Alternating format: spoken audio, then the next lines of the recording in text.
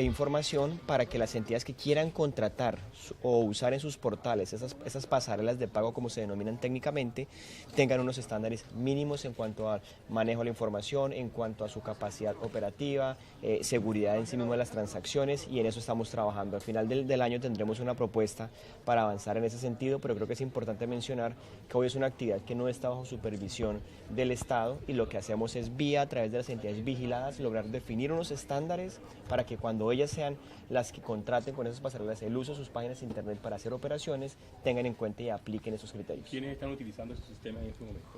Realmente hoy hemos detectado unas 6 o 7 compañías, todo el sistema financiero lo utiliza. La preocupación no está tanto en su utilización, sino en la dimensión y el volumen de las operaciones que están tomando, y por eso se generan unas alertas apenas razonables por el volumen de sus operaciones. Pero en general es un sistema, o son plataformas utilizadas por todo el sistema financiero. Lo que queremos es movernos a un estándar en el cual, desde el punto de vista de operación, riesgo, digamos, operativo, podamos cubrirlo vía las entidades que le están utilizando. ¿De alguna manera se está proyectando una regulación para este tipo de...? Sí, lo que comentaba es que la superintendencia lo que va a definir es, vía una circular externa, unos estándares mínimos para que las entidades del sistema financiero que quieran que esas pasarelas pasen por sus páginas y sus servidores de operaciones tengan que tener unos estándares mínimos como si los tienen las entidades vigiladas. ¿Eso sería cuándo? ¿Cuándo estaría el caso escolar? Ya empezamos a trabajar con la asociación bancaria, estamos trabajando en el proyecto. La idea es que podamos al final del año ya tener consolidada la propuesta para movernos en ese sentido. ¿Pero cuáles son esas entidades y de qué volúmenes estamos hablando? Son 6 entidades que hemos identificado. Yo les doy los nombres específicamente, no los tengo acá en este momento, pero son unos volúmenes importantes. Realmente no logra todavía tener el volumen y la masa que tiene un sistema de pago de bajo valor. Sin embargo, la tendencia que estamos viendo es creciente. Entonces, en ese sentido, lo que queremos es asegurar que la información tenga las debidas protecciones, que las transacciones se hagan de manera segura y, por supuesto, pensando siempre en la protección adecuada del consumidor financiero. Superintendente, en la confirmación que usted ha hecho de la ley para la supervisión de conglomerados, ha dicho que las discusiones comenzarán en los próximos días, pues, con la industria. ¿No es como muy encima para un proyecto que se va a presentar en un mes? Realmente esta no es una discusión nueva. Como lo hemos manifestado, esta discusión se viene dando desde hace muchos años, simplemente que la coyuntura en este momento, dado nuestro interés de pertenecer a la OECD y otros requerimientos que nos están haciendo organismos internacionales, se reaviva la discusión. Estamos buscando el momento oportuno para hacerlo. Cuando decimos que queremos formalizar la discusión es ya los puntos específicos sobre cuáles van a ser los alcances de la supervisión. Pero de manera general el país necesita moverse a este nuevo estándar. Es un estándar que tienen regulaciones en otros países con sistemas financieros también importantes, de tal forma que, a pesar de que se vea prematuro poder empezar unas reuniones en los próximos días para presentar en la siguiente legislatura, no es una discusión nueva. El Fondo Monetario, el Banco Mundial, la misma OECD ya nos ha dado las luces sobre cuáles son los caminos, los pasos que debemos dar. El estándar ya está definido, tampoco hay que entrar allí a inventarnos nada porque ya hay unas recomendaciones en ese sentido, de tal forma que la preocupación más grande es cómo logramos de alguna manera hacer una transición adecuada, y en eso es lo que nos sentaríamos nosotros a discutir. ¿Y cuáles son las características de esta ley de conglomerados y los beneficios que se tendría para la economía?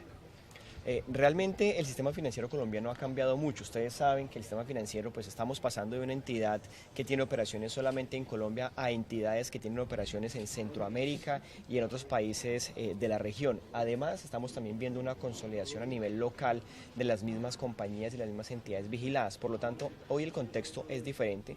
El cambio, ¿cuál va a ser? Que al final del día vamos a tener un sistema financiero mucho más sólido, mucho más transparente y mucho más claro, pensando un poco en esa sostenibilidad del sistema financiero.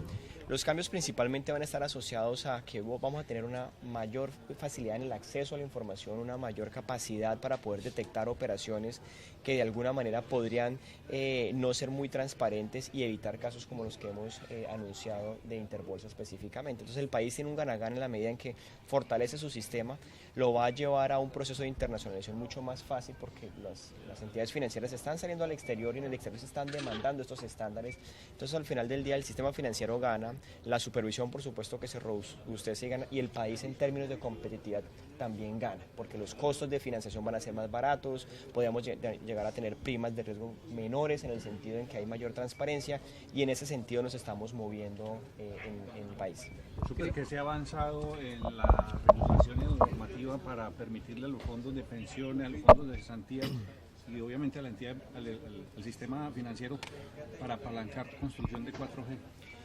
Esa discusión es bien interesante en este momento. Recuerden ustedes que los proyectos de infraestructura 4G desde el punto de vista de financiación tienen dos etapas. Una primera etapa básicamente en la construcción, que es cómo se logra el cierre financiero en esa construcción, y luego en la fase de operación. Entonces los fondos de pensiones, por su naturaleza de largo plazo, van a ser los llamados principales a que logren desarrollar en esa segunda fase de operación de los proyectos de infraestructura una financiación. En la fase de construcción que hemos hecho, ya se han abierto diferentes a través del Ministerio de Hacienda diferentes posibilidades.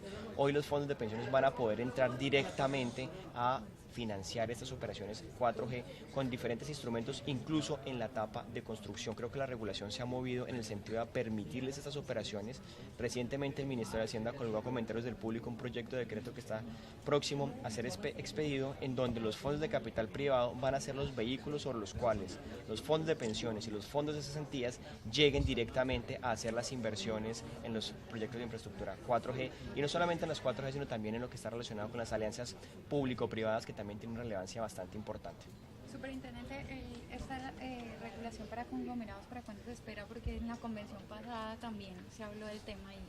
Claro, como lo mencionábamos, realmente la decisión que se tomó por parte del Ministerio de Hacienda y del Gobierno Nacional es que esta primera legislatura del año iba a estar enfocada en el Plan Nacional de Desarrollo y en definir la ruta de largo plazo. Entonces, una vez se han agotado esas diferentes instancias, hoy tenemos la decisión de avanzar en la discusión en la segunda legislatura. Insisto, esto no es un tema realmente nuevo. Desde años atrás, 4 o 5 años, todos los organismos multilaterales le han dicho a Colombia tiene que irse moviendo más allá.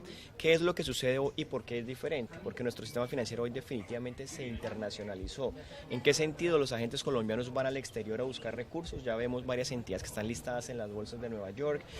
Vemos también agentes internacionales llegando a Colombia, y en ese sentido, si queremos competitividad, si queremos tener un mejor sistema financiero, ese es el paso natural que debemos dar para consolidarnos en ese sentido. Cuando usted dice de no repetir historias como la Interbolsa, ¿a qué se refiere específicamente? El objetivo particular que busca una ley de supervisión de conglomerados o de holdings básicamente es un sentido de transparencia, que el mercado sepa realmente qué tipos de operaciones se están haciendo, cómo se están haciendo, con qué recursos se están haciendo, y de alguna manera poder evitar o autopréstamos u operaciones cruzadas con vinculados que de otra forma no se pueden ver. Entonces, por eso hago mención a que casos como los de Interbolsa claramente podrían dejar de presentarse, en el sentido en que la superintendencia va a tener la información y sobre todo va a tener las facultades plenas como si fuese una entidad vigilada, sistemas de riesgo, requerimientos prudenciales, incluso poder de alguna manera, que es la posición más discutida, ordenar reorganizaciones del mismo grupo para que no entren riesgos que afecten el funcionamiento del sistema general. Gracias.